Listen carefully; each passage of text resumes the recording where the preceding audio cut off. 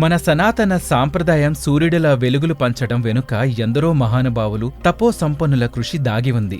అలాంటి మహాతత్వవేత్తల్లో ఒకరైన త్వష్ట ప్రజాపతి గురించి తెలుసుకుందాం. మన పురాతన భారతీయ గ్రంథాల్లో వాస్తు గురించి ప్రత్యేకమైన ప్రస్తావన ఉంది. అలాంటి వాస్తు శాస్త్రాల్లో అగ్రగణ్యుడైన మహనీయుడు త్వష్ట ప్రజాపతి. ఆయన పుట్టుక నుండి మహాపురుషుడిగా మారే వరకు సాగిన ప్రయాణం విశ్వం గురించి మనకి ఎన్నో రహస్యాలు చిక్కుముడులను బయటపెట్టింది. అలాంటి త్వష్ట ప్రజాపతి జీవితం గురించి తెలుసుకుందాం.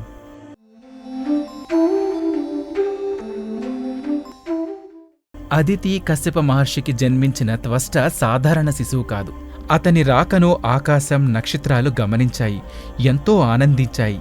తమ బిడ్డను చూసి ఆ తల్లిదండ్రులు గర్వంగానో అతని భవిష్యత్తు గురించి ఆశతో ఆనందంతో పొంగిపోయారు.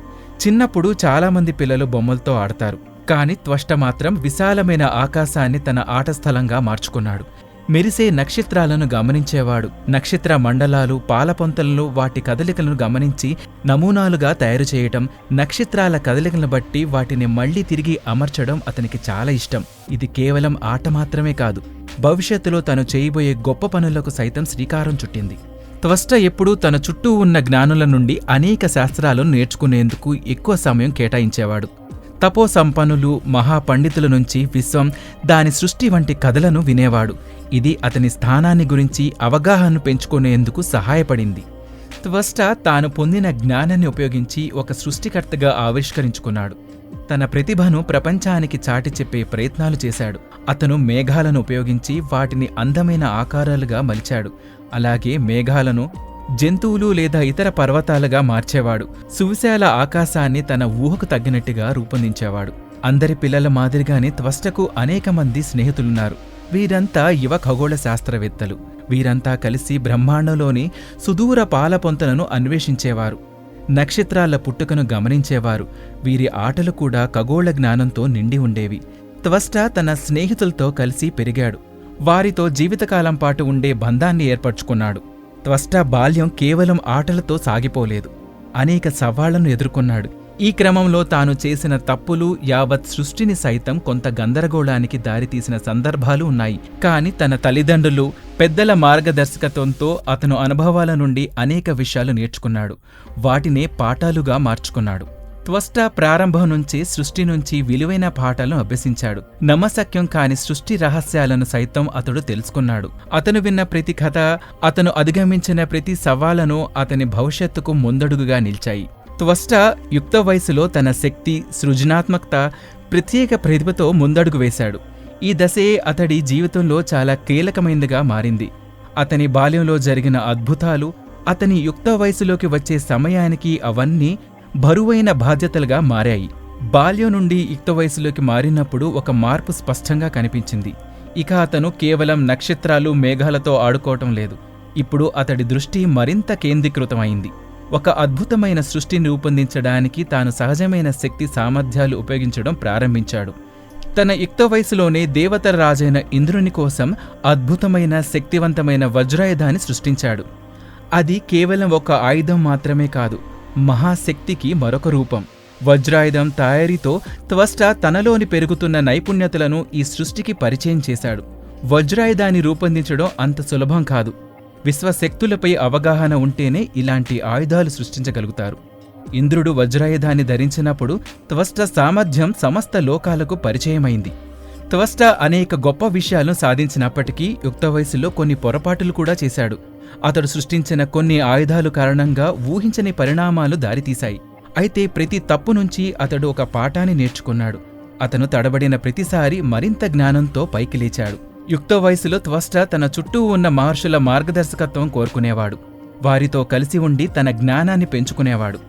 అతని కళలను మెరుగుపరుచుకోవడంలోనూ, సృష్టి సమతుల్యతను అర్థం చేసుకోవడంలోనూ అతనికి ఈ జ్ఞానం సహాయపడింది. గురువులు, మహర్షులు మార్గదర్శకత్వంలో త్వష్ట తన కళలను ఒక బాధ్యతగా నేర్చుకున్నాడు. త్వష్ట తన ప్రయాణంలో ఒంటరిగా లేడు. అతని తోబుట్టువులు, స్నేహితులు అతడి విజయం వెనుక నిలబడ్డారు. వీరిలో చాలామంది వేరువేరు మార్గాలను కనుగొన్నారు.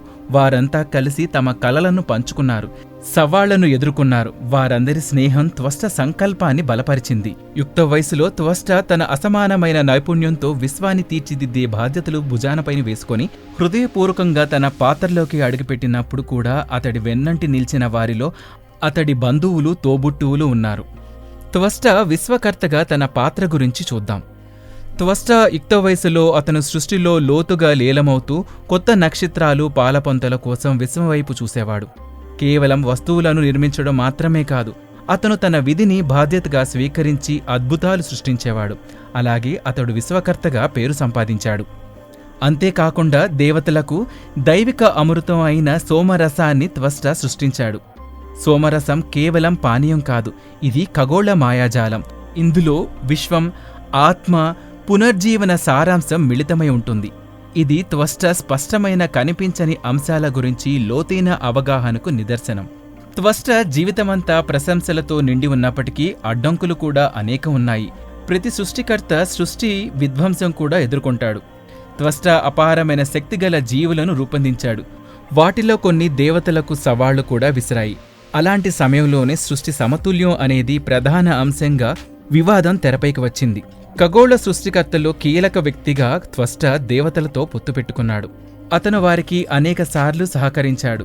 తన మేధస్సు, వివేకాన్ని వారితో పంచుకున్నాడు. కొన్నిసార్లు దేవతల మధ్య చీలికలను కూడా సరిదిద్దాడు. సృష్టి అంటే కేవలం అద్భుతాలు సృష్టించడం మాత్రమే కాదు, సృష్టికర్తగా అభివృద్ధి చెందడం కూడా అని అతను అర్థం చేసుకున్నాడు. ఈ ఆత్మ పరిశీలన స్వభావం కారణంగా అతను ఎప్పటికీ ఆత్మ సంతృప్తి చెందలేదు. తదుపరి తరానికి మార్గదర్శిగా మారాడు. త్వష్ట తన ఖ్యాతితో అత్యున్నత స్థాయికి చేరుకున్నప్పటికీ ఎప్పుడూ అణుకుగానే ఉండేవాడు. తరచుగా ఆయన యువ తత్వవేత్తలకు మార్గదర్శిగా వ్యవహరించేవాడు. తన అనుభవాలను, సూక్ష్మ నైపుణ్యాలను తరువాతి తరంతో పంచుకున్నాడు. హస్తకళల వారసత్వం యుగాల పాటు కొనసాగుతుందని భరోసా ఇచ్చాడు. ఇక వృద్ధాప్యంలోకి అడుగుపెట్టడంతో అతని సృష్టి కార్యం మరింత లోతైన మలుపు తీసుకుంది.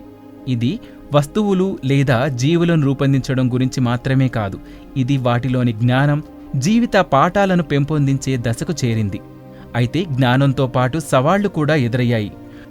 3 తలలున్న తన కొడుకు త్రిశరాసురుతో వాగ్వివాదం చేయడం ఇందులో చాలా ముఖ్యమైంది. త్రిశరాసురుడు వేదాల్లో నిష్ణాతుడైనప్పటికీ అతడు దేవతలకు ముప్పు కలిగించాడు. అంతేకాదు, చివరకు ఇంద్రుడి చేతిలో మరణానికి గురయ్యాడు. ఈ సంఘటన త్వష్ట జీవితంలో వివాదం చోటు చేసుకుంది. అయినప్పటికీ సృష్టి, దాని విధ్వంసం, సంక్లిష్టతలను గురించి త్వష్ట తరువాత తరాలకు బోధించాడు. త్వష్ట బ్రహ్మాండం గురించి రహస్యాలను ఛేదిస్తూ యుగయుగాలుగా జీవించి బోధన, అభ్యాసం, చివరకు విశ్వ కలయిక గురించి అనేక విషయాలు తెలుసుకున్నాడు. తన జీవితంలో గుర్తించిన నిజమైన సారాంశం కేవలం సృష్టికి సంబంధించింది కాదని, సృష్టితోనే ఏకం కావడం అనే నిజమైన లక్ష్యమని త్వష్ట గ్రహించాడు. అతని రూపం విశ్వలో అంతర్ధానం అవడం ప్రారంభించింది. సకల సృష్టికి కారణమైన శక్తిని గ్రహించిన త్వష్ట యుగయుగాలుగా ఆదర్శప్రాయుడయ్యాడు. సనాతన ధర్మం ప్రపంచానికి ఒక వరం లాంటిది. సనాతన ధర్మం యొక్క గొప్పతనాన్ని మేము untold stories from Hinduism, Vedic facts, ధర్మ సందేహాల ద్వారా మనలో చాలామందికి తెలియని విషయాలు చెప్తూ జాగృతిపరిచే ప్రయత్నం చేస్తున్నాము. సనాతన గొప్పతనాన్ని చాటేందుకు వీడియోస్ను లైక్ చేయండి, అలాగే షేర్ చేయండి.